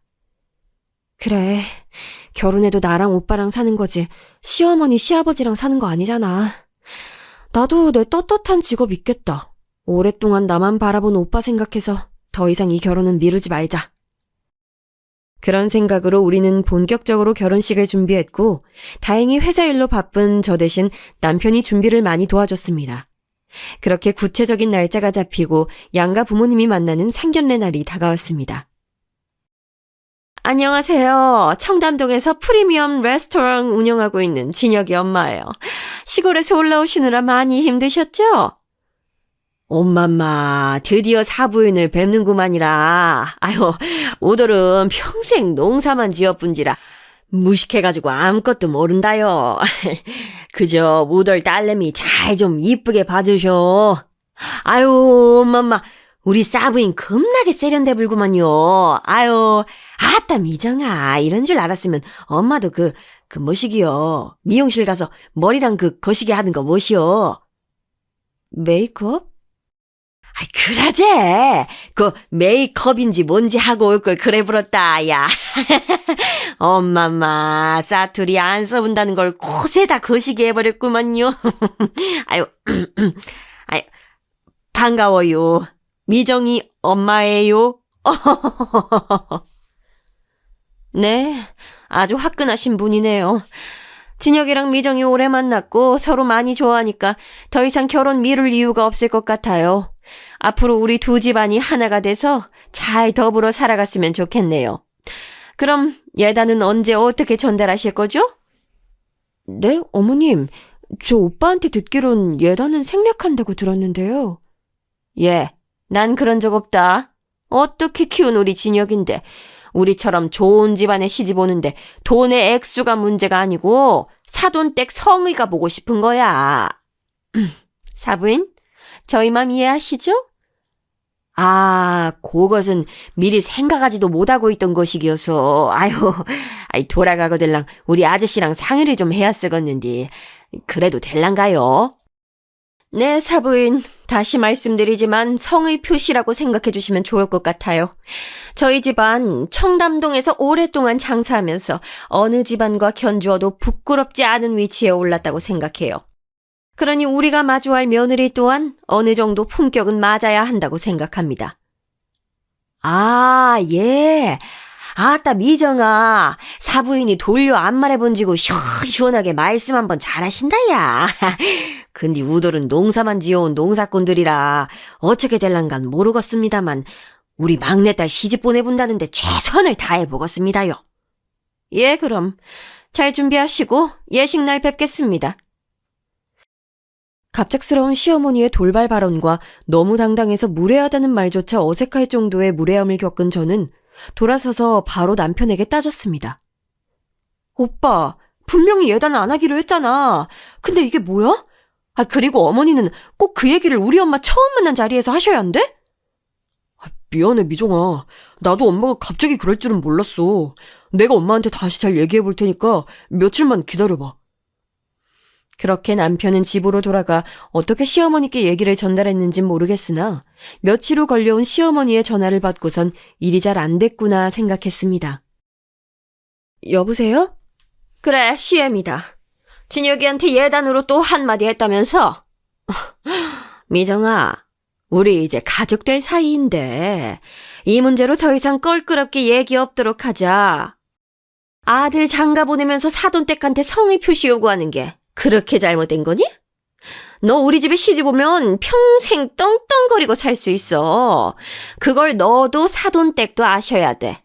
그렇게 알고 잘 준비해서 보내도록 해라. 시어머니는 제 말은 듣기도 전에 일방적으로 자기 할 말만 하고 그렇게 전화를 끊으셨습니다. 저는 그 길로 바로 남편한테 전화해서 따졌죠. 오빠 뭐야? 어머님한테 잘 얘기한다며. 내가 뭐 오빠 집안에 돈 주고 자리 사서 들어가는 거야? 돈 안 내면 오빠한테 시집도 못 가는 거냐고. 미정아, 미안해. 이거 하나만 양보해주라. 내가 예단으로 온 돈 진짜 최대한 빨리 다시 장모님한테 용돈으로 돌려드릴게. 우리 엄마 아빠 나 진짜 늦게 나와서 기르느라 고생하셨고 그렇게 귀하게 기른 자식 이제 장가 보낸다고 하니까 돈보다 무언가 사돈댁의 인정을 받고 싶으셔서 그러는 걸 거야. 많은 돈 필요 없으니까 이거 하나만 너랑 장인 장모님이 양보해줘라. 응? 아니 뭐 저는 귀하게 키운 딸내미 아닌가요? 아무리 예단 문화가 우리나라 결혼 문화의 오랜 전통이라고 하지만 애초에 그 돈 없어서 굶어 죽는 분들도 아니고 정작 삶아 떼고 사는 사람들은 저랑 남편인데 왜 이렇게 저희 부모님한테 콧대를 세우려고 하시는 걸까요? 저는 정말 스트레스가 심했지만 이미 나이도 잡고 상견례도 한 상황인데다가 남편이 예단으로 받은 돈은 금방 다시 사위 용돈이라며 엄마에게 돌려준다고 하니 그냥 결혼 절차 중 형식상 오가는 하나의 순서로 생각하자 하고 털어버리기로 했습니다. 그래도 엄마한테는 너무 미안해서 전화 한 통 드렸어요. 엄마, 나야. 오메, 시집 가느라 바빠 뒤져볼 것 같은 우리 딸이 어째 전화를 해버렸을까? 엄마, 미안해. 분명히 예단 얘기 없었는데 그날 상견례 자리에서 시어머니가 그렇게 얘기 꺼내서 많이 속상했지. 엄마마, 우리 딸이 이제서 철이란 게 들어서 거시기 해버리는구먼. 아유, 눈물이 앞을 가려불어. 우리 딸, 엄마는 우리 딸 위해서라면 못할 것이 없어야. 까지 예단 그 시기 논 몇 마지기 팔아분지면 금방 아니겠는가. 그런 게 우리 딸은 그것은 아예 걱정을 하덜 말고 이쁜 새색시 될 준비나 잘 하쇼. 알겠는가? 엄마, 미안해. 그리고 고마워. 아유, 엄매. 우리 딸 울어본지면 엄마도 눈물이 나부르야. 아유, 온능 전화 끊고 디비저 잡으러. 늘 표현은 거칠지만 항상 저를 위해서 그리고 오빠들을 위해서 헌신했던 엄마인 것을 알기에 저는 그렇게 전화를 끊고 밤새도록 울었습니다. 그렇게 약속했던 예단을 전달하고 못 이기는 척 받은 시어머니는 그제서야 만족을 하셨는지 그 이후로 결혼식까지는 별 말씀이 없으셨습니다. 예정대로 결혼식은 무사히 마쳤고 시부모님 댁에서 집을 해주시겠다는 걸 저는 괜히 책 잡히기도 싫고 직장도 가까운 판교로 저희만의 자본으로 신혼집을 정했습니다. 남편도 청담동까지 출퇴근하기 어렵지 않았고요. 그렇게 결혼이 성사되기까지 우여곡절이 있었지만 결혼 이후로는 저희의 신혼생활은 무난하게 이어지는 듯 했습니다. 제가 몸담은 스타트업 회사도 점점 업계에서 입지가 커지고 남편도 이제는 부모님께 배운 일이 익숙해진 데다가 젊은 감각까지 더해져 레스토랑은 날로 더 매출이 올랐고요. 하지만 가끔씩 시어머니로부터 불쾌감을 느끼는 일들이 잊을만 하면 발생해서 그것이 삶의 질을 떨어뜨리곤 했습니다. 야야 미정아, 엄마가 요번에 집에서 담근 메주랑 김치랑 이것저것 해서 사부인 댁에 보냈으니까 가서 인사 한번 드려보러. 고놈이 숙성이 겁나게 잘 된 거라 네가 어릴 적 엄마한테 배워본 대로 청국장 한 사발 끓여불면 사부인이 끔뻑 좋아하실 거구먼. 정말은 엄마가 시어머니 드린다고 직접 담근 메주랑 반찬들을 보냈다고 하길래 저는 그 길로 시어머니 댁에 찾아뵀습니다. 어릴 적부터 엄마한테 배운 요리 솜씨로 친구들이나 남편한테 요리를 해주면 모두가 다 맛있다고 좋아했거든요. 그런데 엄마표 레시피로 만든 청국장이면 콧대 높은 시어머니도 분명 제게 더 마음을 여실 거라 여기고 그간의 앙금도 좀 풀고자 가벼운 마음으로 발걸음을 옮겼습니다. 그런데 그렇게 도착한 시부모님 댁 마당에는 엄마가 보낸 각종 선물들이 그대로 쌓여있는 게 아니겠어요? 어머님, 이거 잘 받으셨네요. 근데 이거 냉장고에 얼른 안 넣으면 금방 맛이 변할 텐데요. 제가 냉장고로 좀 옮길까요? 냅둬라. 그거 반품 신청했고 이따가 택배 아저씨가 수거하러 올 거야. 네? 왜요, 어머님? 이거 저희 엄마가 어머님 드린다고 직접 담근 거예요. 예. 너 우리 집이 어떤 집이니?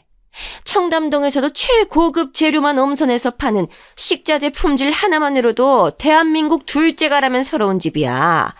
아니, 집이 아니라 기업이지, 기업. 사부인께서 얼마나 오래 농사를 지으셨는지 모르겠지만 우리는 우리가 직접 거래하는 업체 아니면 먹거리는 선물로 받지 않어. 너도 알다시피 너희 시아버지가 진혁이랑 속 약한 거 쏙 빼닮아서 아무거나 함부로 못 드시잖니. 사부인께는 마음만 잘 받겠다고 전해드려. 저는 정말 치욕스럽고 화가 나서 그 자리에서 얼굴이 붉어졌고 눈물이 뚝뚝 떨어졌습니다. 엄마가 누군가에게 농사 지은 걸 선물할 때는 절대 어느 하나도 허투루 보내지 않으시거든요. 정말 저희 오빠랑 제가 먹는다고 생각하고 얼마나 지극정성으로 하나하나 다 직접 만드시는데요. 얼마나 대단한 업체에서 식자재를 납품받으시기에 저 높은 시어머니의 콧대는 내려올 줄을 모를까요? 아니, 아직 안 가고 뭐하고 서 있어? 오늘 손님들 오시기로 했으니까 어서, 응? 아니, 너 지금 우는 거니? 아니 내가 뭐라고 했다고 울고 앉아있어? 저는 아무런 대답도 하지 않고 엄마가 시어머님께 보낸 각종 선물들을 들고 제 차에 구겨 넣었습니다. 예! 그걸 왜 네 차에 넣어? 이따가 택배 아저씨 온다니까. 예! 저는 시어머니의 말은 듣는 둥 마는 둥 그대로 붕 하고 차를 밟아서 집으로 돌아왔습니다. 그리고는 엄마가 보낸 재료들을 꺼내서 엄마의 레시피대로 청국장을 만들었죠.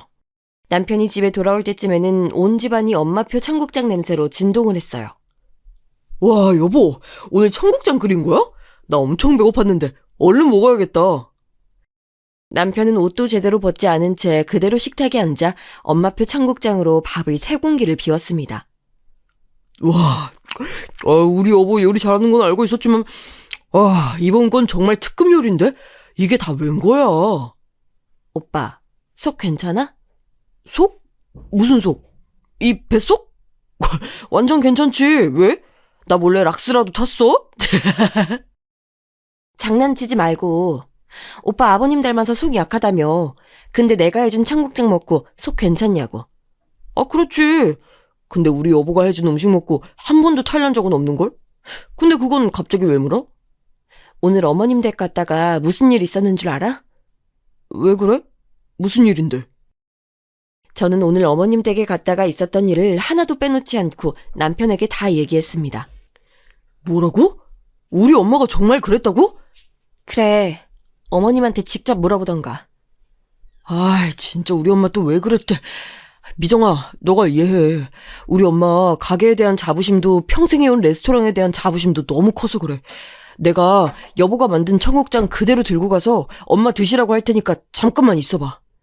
됐어. 그거 건드리지 말고 그대로 둬. 나 어머님께는 한 입도 드리기 싫어. 왜 또 그래, 미정아. 이제 할미 다 된 우리 엄마 좀 이해해주라. 오빠 맨날 이런 식이야. 내 편 들어주는 것 같으면서 결국엔 내가 이해해라. 내가 다 받아들여라. 나도 이제 지쳤어. 결혼 전에는 자존심 센 어머님 사이에서 중재 잘해주는 것 같아서 믿고 결혼했는데 막상 결혼하고 나서는 결국엔 다 나보고 받아들여라. 순응해라. 이런 식이잖아. 나한테만 그러는 건 100번 참을 수 있어. 근데 우리 엄마한테까지 이러는 건 너무 경우가 아니지 않아? 이거 이대로 우리 엄마한테 돌려보내면서 내가 엄마한테 뭐라고 해야 돼? 아니, 어느 사돈댁이 이걸 이해하고 받아들일까? 내가 미안하다. 내가 미안해, 정말. 아, 됐어. 앞으로 해결 못할 거면 미안하다는 말 꺼내지도 마. 제일 듣기 싫으니까. 나 분명 엄마가 보낸 재료로 요리해서 오빠 먹였고 오빠 아무런 탈 안 났다. 그거 꼭 기억하고 어머님께 전달 드려. 알았지? 저는 그 길로 안방문을 쾅 닫고 들어갔습니다. 갈수록 무례해지는 시어머님의 태도에 정말 이혼까지 생각하게 될 정도였습니다. 남편이 착하고 잘해주니까 이것 때문에 이혼하기는 좀 그런가 하는 생각이 들다가도 시어머님이랑만 얽히면 두루뭉술해지는 남편의 태도만 생각하면 당장이라도 이혼을 하고 싶은 마음이 치밀어 올랐습니다. 그러던 중 결정적인 사건이 터졌습니다. 가을 수학철이 끝나고 잠시 쉴 겸 엄마 아빠가 저희 집에 한 달 정도 올라오시기로 했어요. 딸내미 신혼집도 구경할 겸 서울 사는 오빠들 한 번씩 다 보면서 서울 구경도 좀 하고 싶다면서요.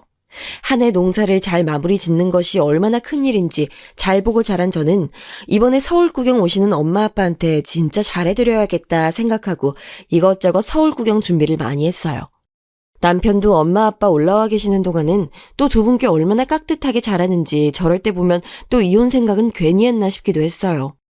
그렇게 한 달이 다 되어갈 무렵 엄마가 마지막으로 사부인 댁 가게에 들러서 인사를 좀 드리고 싶다고 했습니다. 저는 아무래도 느낌이 심상치 않아서 엄마에게 얘기했습니다. 엄마, 그냥 어머님네 가게는 다음에 가면 안 될까? 지금 예약 손님도 많고 한창 바쁘실 거야.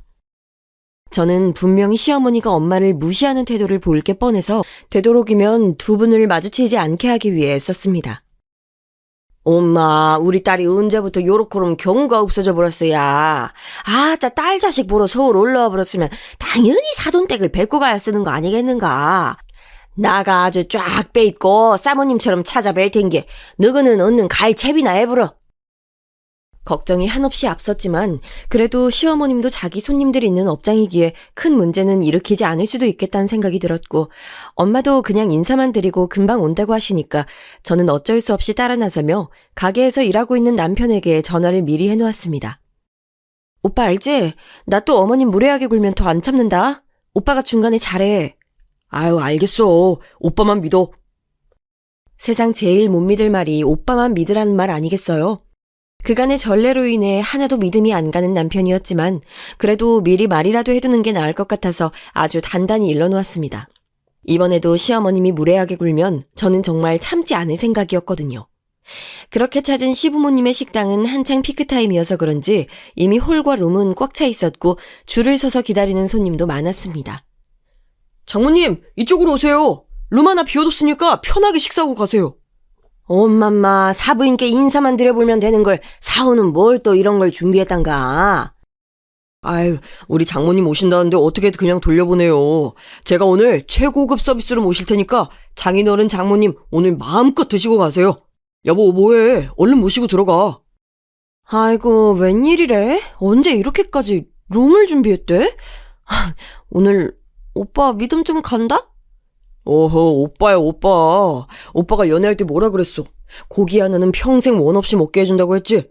얼른 들어가서 맛있게 먹어요, 우리 여봉. 맞아요. 정말 오랜만에 듣는 말이네요. 저 좋다고 졸졸 쫓아다닐 때 평생 고기만 먹게 해주겠다는 말. 그 말에 혹해서 데이트하러 따라 나섰다가 이렇게 결혼까지 하게 된 건 아니겠어요. 가끔 정말 밉상 같아도 오늘은 연애 시절 보던 복학생 오빠와의 풋풋한 시절이 떠올라서 잠시 긴장을 내려놓게 됐습니다.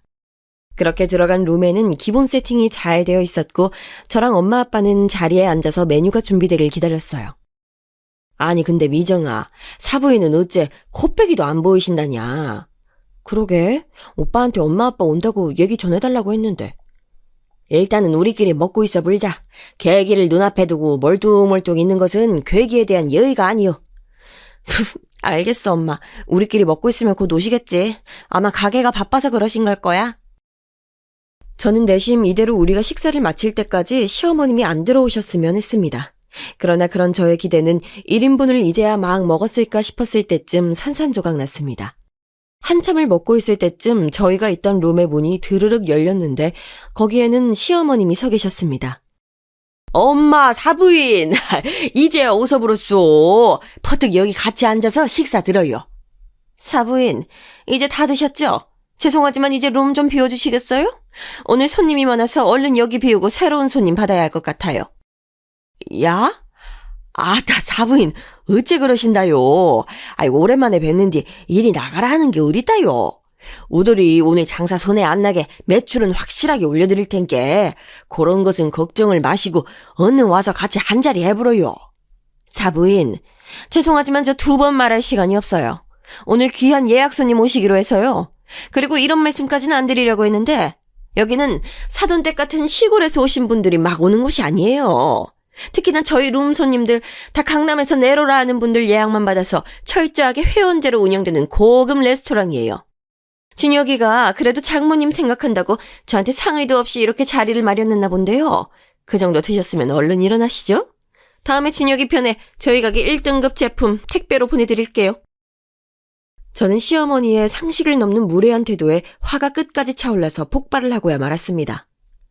어머님, 지금 뭐라고 하셨어요? 시골 사람은 안 받는다고요? 제가 잘못 들은 건가요? 얘가 너 지금 시애미에게 태도가 그게 뭐야? 제가 막 더 한마디를 더 하려는 순간 엄마가 저를 제지하고 나섰습니다. 아야, 최민정. 아무리 그래도 시어머니까 고로코롬 싸가지 없이 굴면 어디다 쓴다, 야. 가만히 조무리고 저짝에 찌그러져 있어. 아니, 엄마. 이건 진짜 너무 경우가 아니잖아. 어허. 사부인 가게에 지돌이 누를 끼쳤다면 요거는 싸게 비워드리겠어. 그리고 우리 딸년이 무례하게 군 것은 제 얼굴을 봐서라도 너그럽게 용서해 주쇼. 내 오늘 이 딸년 다리몽댕이를 단단히 분질러 놓을란께. 사부인께서는 오늘 남은 장사 마무리 잘 하시고 저희는 이만 물러갑니다. 그렇게 엄마는 저와 아빠의 손목을 휘어잡고 룸을 나와 카운터로 향했습니다. 그리고는 카운터에 있는 남편을 향해 이렇게 말했습니다. 어이, 사오, 이리 좀 와봐. 아니, 장모님, 왜 벌써 나오셨어요? 자네, 내 말 지금부터 똑똑히 들어. 안 그러면 오늘 아주 재미가 없어 번질 것이요. 에? 도대체 무슨 일이세요, 장모님? 자, 이 카드 받아. 요 놈으로 지금 여기 이 가게 주문 들어온 거 전부 결제해보라. 줄 서 있는 손님들 것도 다 한 번에. 그리고 마이크에 대고 이렇게 얘기해. 토시 하나 틀리면 뒤져 보일 줄 알아. 예? 예. 말씀하세요, 장모님. 적고 있습니다. 오늘 이 가게 음식은 나 주식회사 퓨처팜스테이션의 대주주 장복자가 모두 지불하므로 손님 여러분은 오늘 드시고 싶은 것들 다 거시기하게 드시고 포장도 다 싸가서 가족들에게 선물하시길 바랍니다. 부족한 것이 있으면 언제든지 또 주문하시고 부디 우리 사돈댁 가게의 번창을 위해서 앞으로도 허블나게 발걸음을 아끼지 말아주시길 부탁드려 불어요. 예? 아니, 장모님, 갑자기 왜? 어허, 사오. 오늘 정말 장모한테 뒤져불고 싶은가? 이리 내. 나가 직접 얘기할란 게. 엄마는 남편을 밀치고선 손님 안내용 마이크에 서서 큰 소리로 얘기하셨어요. 마이크 테스트, 마이크 테스트. 아야, 미정아, 잘 들려보냐? 손님 여러분께 지가 한 말씀 올려불겠습니다. 지는 여러분이 식사하고 계신 이 식당에 사돈되는 사람으로서 주식회사 퓨처팜스테이션의 대주주를 맡고 있는 장복자라고 합니다.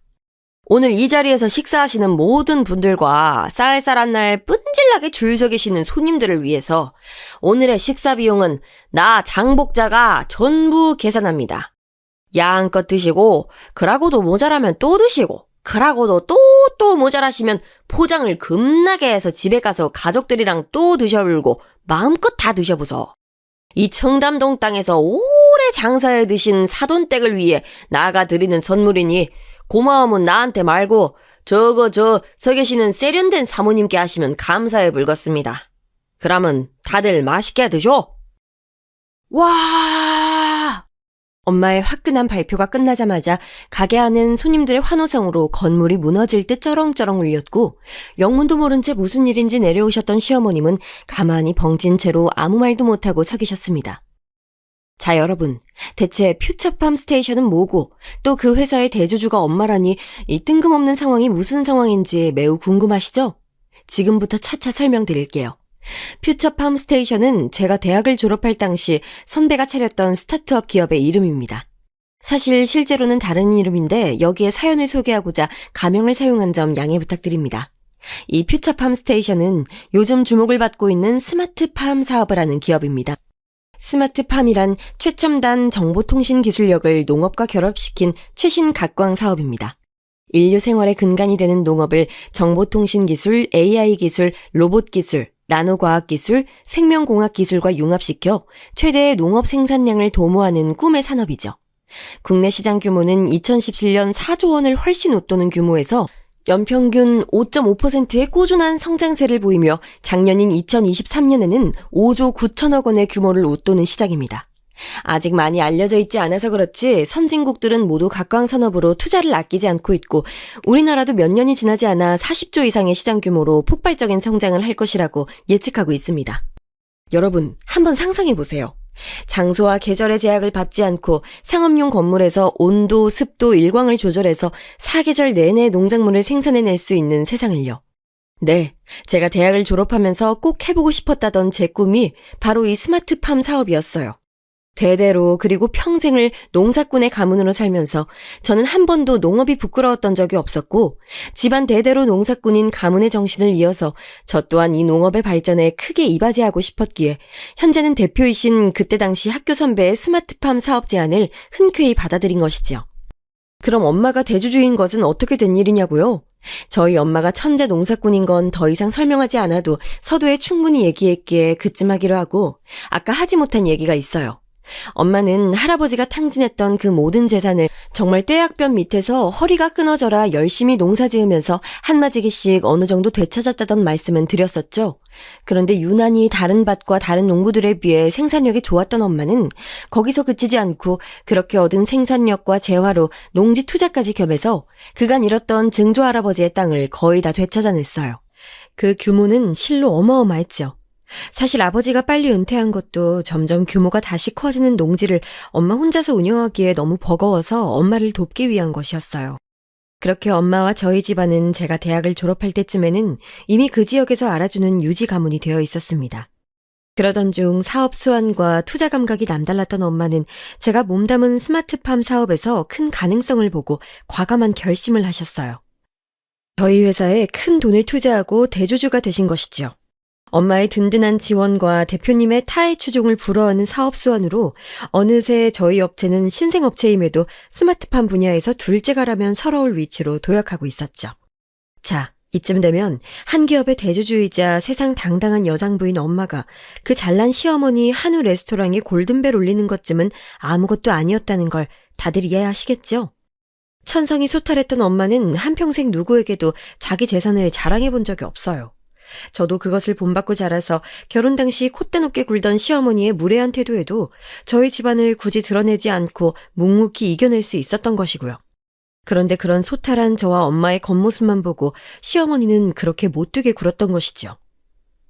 아니, 사부인, 이게 지금 무슨 상황이에요? 무슨 상황은 무슨 상황? 어이, 딸!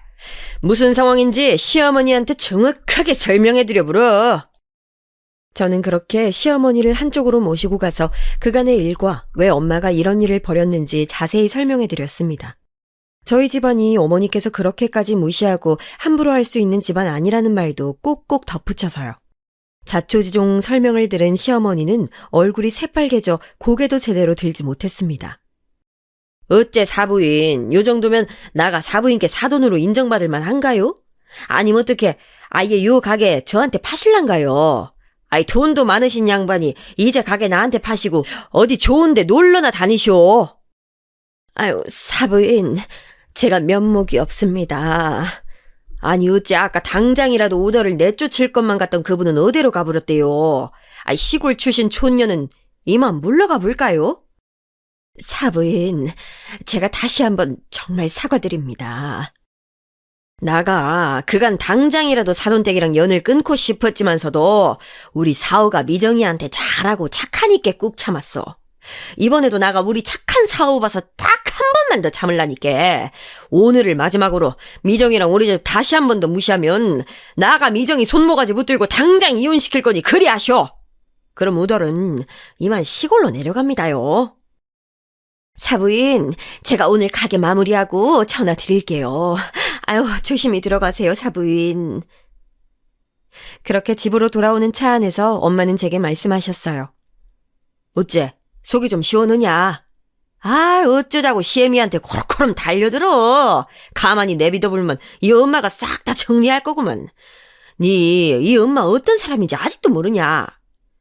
엄마가 아니어도 내가 한 번은 얘기하려고 했어. 우리 집 무시하는 태도가 너무 도를 넘잖아. 아야, 미정아. 네 이날 이후로 엄마한테 약속 하나 해보라라. 앞으로 절대로 네가 시애미랑 맞서지 마라. 무슨 일 있으면 이 엄마가 다 막아줄 텐게. 그게 결국엔 네 남편이랑 혹여 난중에 태어날 너그 아그한테도 좋은 게 아니여.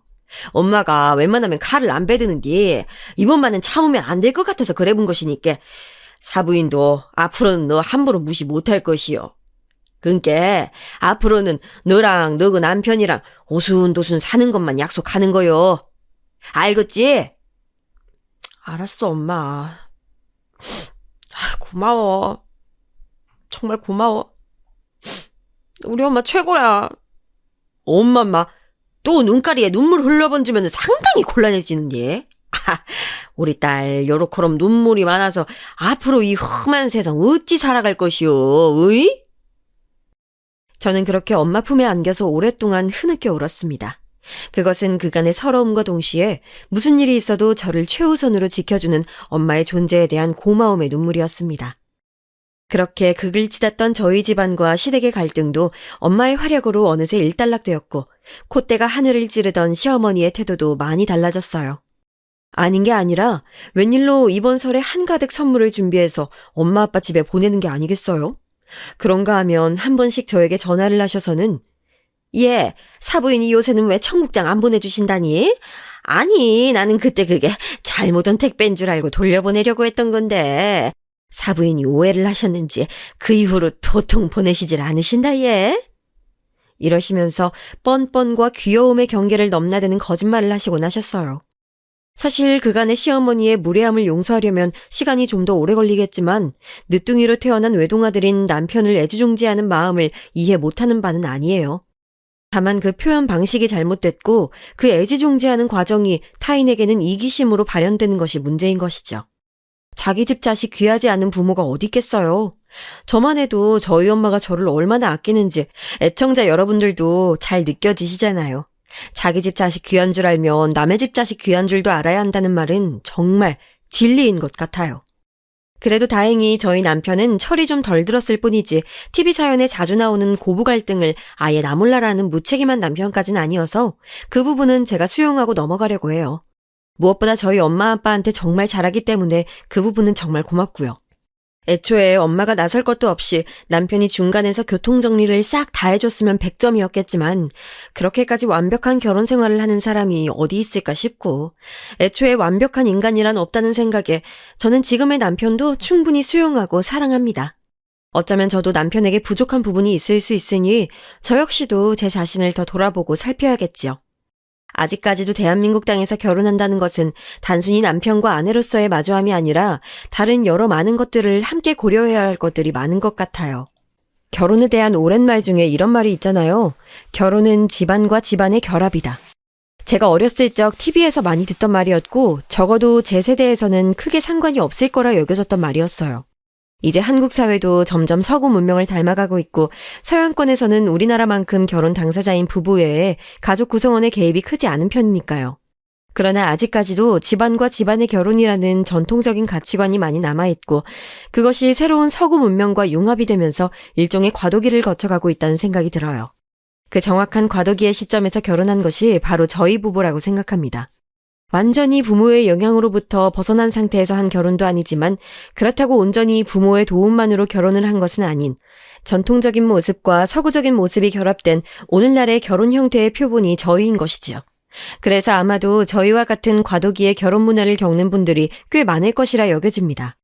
그렇기에 더더욱 저와 저희 엄마가 겪었던 이 사건들이 단순 저희만의 스토리로 끝나는 것이 아니라 비슷하게 갈등을 겪고 또 이겨나가고 계실 분들을 응원하게 되는 계기가 됩니다. 이것쯤 쓰는데 시어머니한테 문자가 한 통 와 있네요.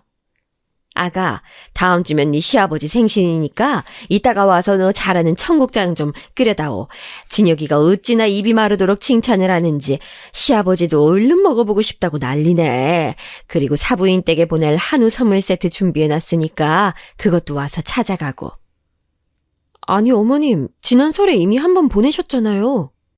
이번에 새로 납품 제안은 신생업체에서 샘플로 선물 받은 건데 다른 누구보다 혜연이 아주 탁월하신 사부인이 먼저 맛보셔야 하지 않겠어? 설 선물은 설 선물이고 이거는 그냥 따로 또 드리는 거니까 부담 갖지 말고 받으시라고 전해드려. 참 우리 엄마는 농부이지 맛감별사가 아닌데요. 아마도 엄마한테 그간 미안했던 마음 그리고 또 영향력 있는 엄마한테 잘 보이고 싶은 마음에 대한 표현을 저렇게 하신 것이라고 생각하며 좋게 생각하려고 합니다. 과정이 순탄치 않았지만 그리고 아마도 엄마가 가진 재력 때문인 것도 크겠지만 그래도 이제는 시댁에서 저희 집안을 완전하게 사돈댁으로 인정을 하고 있는 것 같아서 지금은 그 부분만 생각하고 마음 편하게 지내려고 합니다. 어느새 시간이 이렇게 됐네요. 저는 이만 청국장 끓이러 시부모님 댁에 가볼까 해요. 사실 진짜 가기 싫은데 그래도 사랑하는 우리 엄마, 세상 누구보다도 날 아껴주는 든든한 엄마한테 줄 선물이 준비되어 있다고 하니 그것만 생각하고 기쁜 마음으로 다녀오겠습니다. 어머나, 그 와중에 엄마의 문자도 한 통 더 와 있었네요. 아야 미정아, 사부인 댁에 청국장 한 통 보냈으니까 그놈 하나 끓여서 시부모님이랑 한 사발 먹어보러. 요번 놈은 아주 먹다 뒤져도 아무도 모를 맛이니까 그런 줄 알고. 엄마도 참. 아, 먹다 뒤져불면 끝끝내 누가 그 맛을 알아불겠어. 알겠어 엄마. 고마워. 사랑해. 엄마, 우리 딸이 사랑 고백을 해버렸어야? 아따, 이라면 또 눈가리가 촉촉하게 젖어버리는디 엄마도 우리 딸 사랑해불어. 자, 그럼 저는 든든한 엄마의 사랑을 듬뿍 안고서 시댁으로 출발합니다. 애청자 여러분들도 좋은 하루 보내세요.